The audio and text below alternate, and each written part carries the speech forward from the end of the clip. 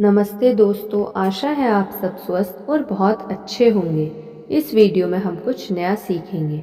हम प्रेम को ठीक रास्ते से कैसे लगाएं, कैसे उसे वश में लाएं, उसका सद्व्यवहार किस प्रकार का करें, किस प्रकार एक नए मार्ग की ओर उसे मोड़ दें और श्रेष्ठ व महानतम फल अर्थात जीवन मुक्त अवस्था किस प्रकार प्राप्त करें। भक्ति योग छोड़ने की शिक्षा नहीं देता, यह केवल यह कहता है कि परमेश्वर में आसक्त हो, और जो परमेश्वर के प्रेम में उन्मत्त हो गया उसकी नीच विषयों में कोई प्रवृत्ति नहीं रह सकती।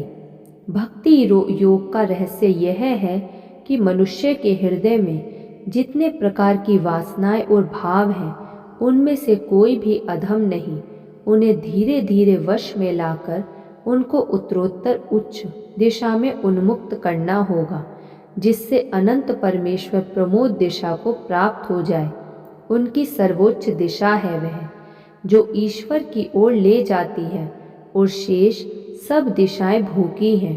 भक्ति योग हमें इस बात का आदेश देता है कि हम भगवत प्राप्ति के लिए विभिन्न मार्गों में से किसी का भी त्याग ना करें, किसी को भी अस्वीकार ना करें। प्रत्येक व्यक्ति में अनंत ज्ञान उस शक्ति का आवास है। राजयोग उन्हें जागृत करने का मार्ग प्रदर्शित करता है।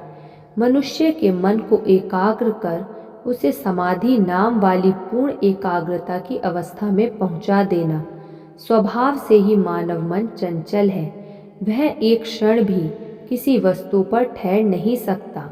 इस मन की चंचलता को नष्ट कर उसे किसी प्रकार अपने काबू में लाना, किसी प्रकार उसकी बिखरी हुई शक्तियों को समेटकर सर्वोच्च ध्येय में एकाग्र कर देना, यही राजयोग का विषय है। प्रत्येक आत्मा अव्यक्त ब्रह्म है। बाह्य एवं अंतः प्रकृति को वशीभूत कर आत्मा के इस ब्रह्म भाव को व्यक्त करना ही जीवन का चरम लक्ष्य है। कर्म, उपासना, मनोसंयम अथवा ज्ञान, इनमें से एक या सभी उपयोग का सहारा लेकर अपना ब्रह्म भाव व्यक्त करें और मुक्त हो जाएं। बस यही धर्म का सर्वस्व है। मत, अनुष्ठान, शास्त्र, मंदिर, बाह्य क्रियाकलाप तो गौण अंग प्रत्यंग मात्र हैं। राजयोग की साधना में किसी प्रकार के विश्वास की आवश्यकता नहीं। जब तक कोई बात स्वयं प्रत्यक्ष ना कर सको तब तक उस पर विश्वास ना करो। राजयोग यही शिक्षा देता है। सत्य को प्रतिष्ठित करने के लिए अन्य किसी सहायता की आवश्यकता नहीं। योग का अनुशीलन भी ज्ञान की भांति व्यवस्थित तरीके से होना चाहिए और इसमें तर्कशीलता का अवलंबन करना चाहिए। रहस्य स्पृहा मानव मस्तिष्क को दुर्बल कर देती है। इसके कारण ही आज योग शास्त्र नष्ट हो गया है।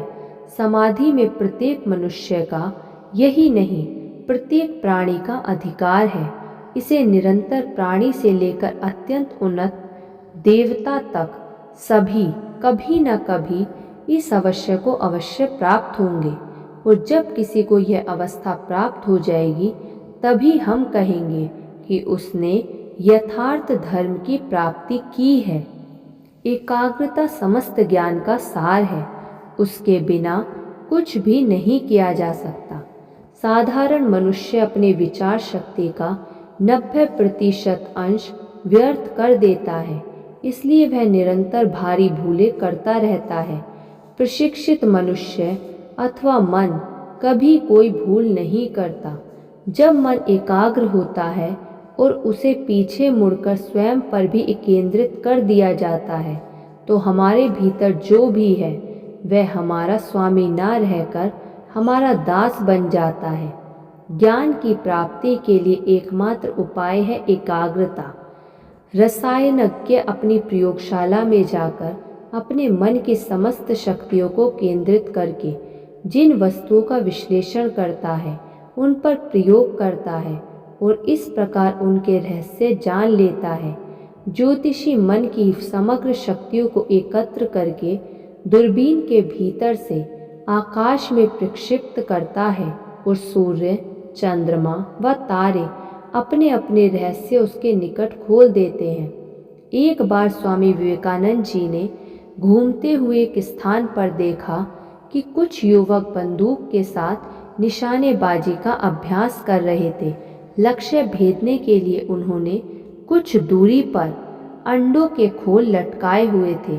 उन युवकों ने कई बार निशाना लगाया पर चूक गए। लड़कों की यह असफलता को देखकर विवेकानंद जी मुस्कुरा गए। लड़कों को उनका मुस्कुराना अखरा और वे गुस्से से बोले, आप जो हमारा मजाक उड़ा रहे हैं, यदि निशाना लगाकर दिखाएं तो मां जाने।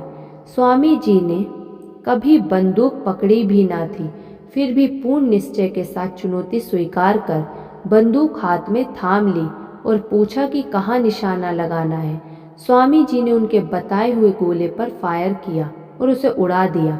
यह देखकर सब हैरान हो गए कि पहली बारी में ही निशाना लगा दिया।